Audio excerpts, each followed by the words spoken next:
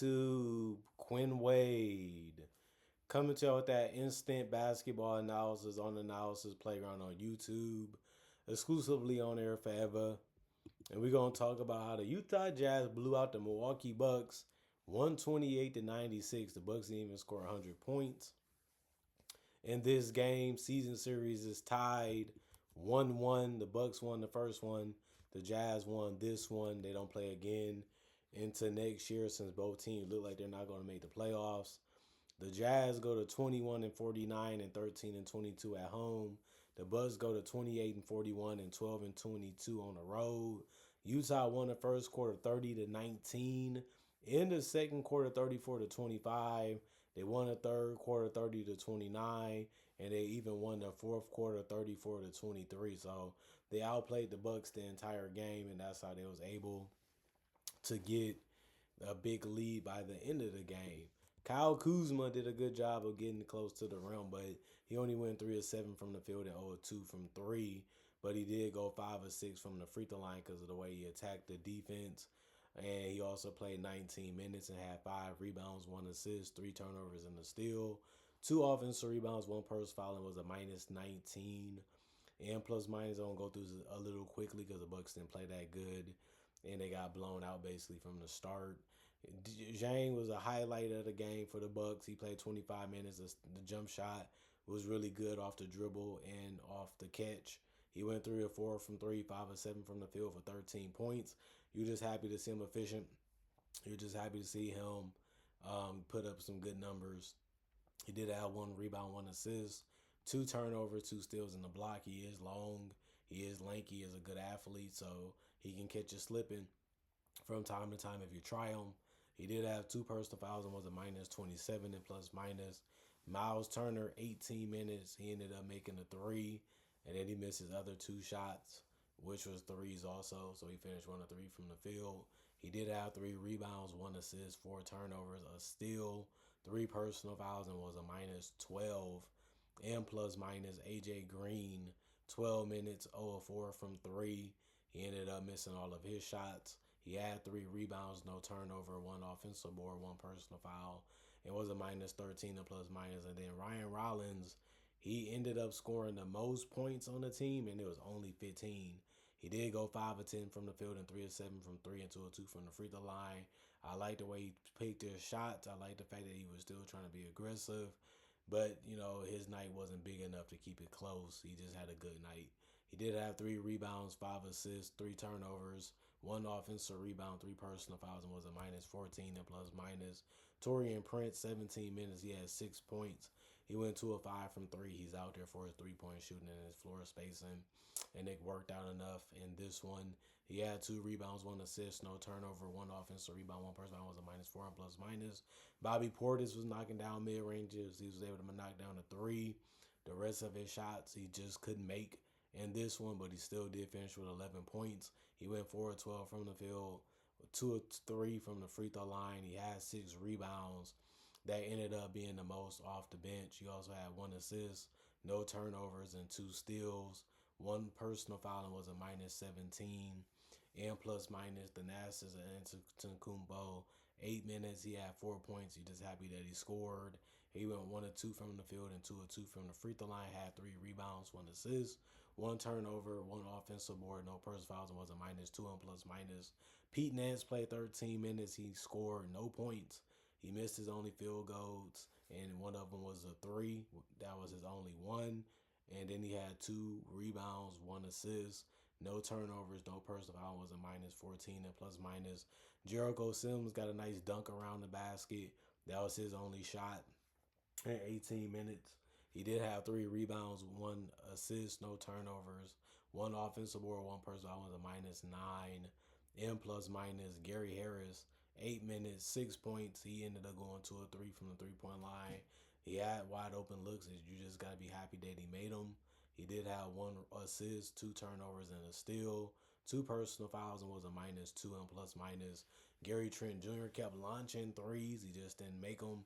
He went 1 of 5 from 3 and 1 of 2 from the free throw line to make 4 points. He did have 1 rebound, 1 assist, and no turnovers. 1 personal foul and was a 0 and plus minus. Ryan played for 8 minutes. He ended up going 1 of 3 from three, 2 of 3 from the free throw line, and 1 of 4 from the field for 5 points. He did get 1 assist, no turnover, 2 personal fouls, and was a -2 and plus minus. And Cam Thomas was trying to play team basketball, but he ended up with 5 turnovers. He's still trying to be a better decision maker and passer. But he did also get 14 points in 23 minutes. He went 5 of 11 from the field, 1 of 3 from the 3 point line, 3 of 5 from the free throw line. He did get 1 steal in the block also, and no personal fouls, and was a -20. And plus minus, Andre Jackson Jr. played 9 minutes. He ended up scoring a shot and missing a shot. He had 1 rebound, no turnovers, no personal fouls, -5 and plus minus, and had 1 offensive rebound. And then you look at Kyle Flapowski. He was able to score in the paint and hit a three. He went 6 of 10 from the field, 1 of 4 from three, 3 of 4 from the free throw line for 16 points.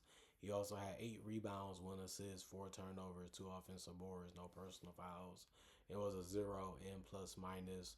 And then Cody Williams attacked the basket real well in this game over and over again. He went 10 of 16 from the field, 1 of 2 from three, 2 of 4 from the free throw line, and 23 points is what he got. Did a good job of cutting and going hard to the basket, even if it was off the dribble. He had 3 rebounds, 5 assists, 1 turnover, and a steal. No personal foul, and was a +4 and plus minus.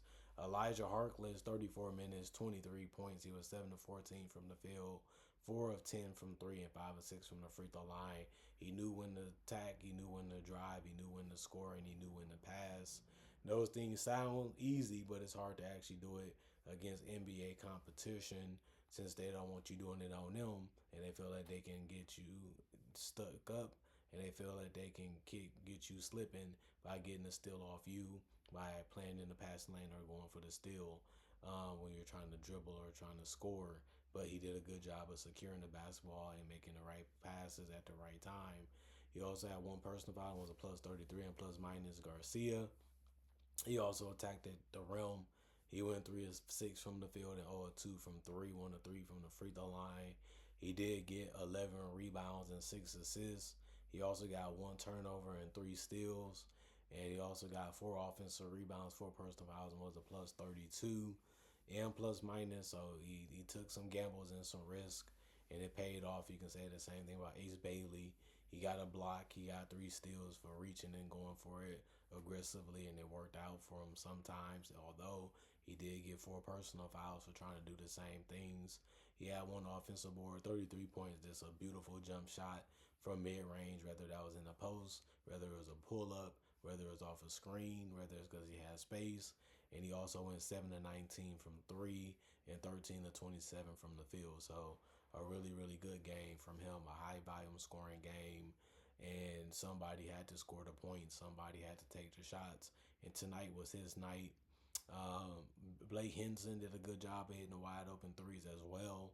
He was 4 of 7 from three and 5 of 9 from the field. He was feeling himself, but it made sense because he was getting shots that was dropping in. If they going in the basket, nobody's mad at you. Everybody's happy for you, especially when you win the basketball game, which they didn't really do much of this year.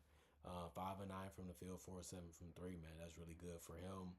3 rebounds, 1 assist, no turnovers, 1 offensive board, 4 personal fouls. It was a +24 and plus minus. Oscar's 15 minutes, 7 points. He went 3 of 3 from the field, did a good job of picking his shots and being able to score them.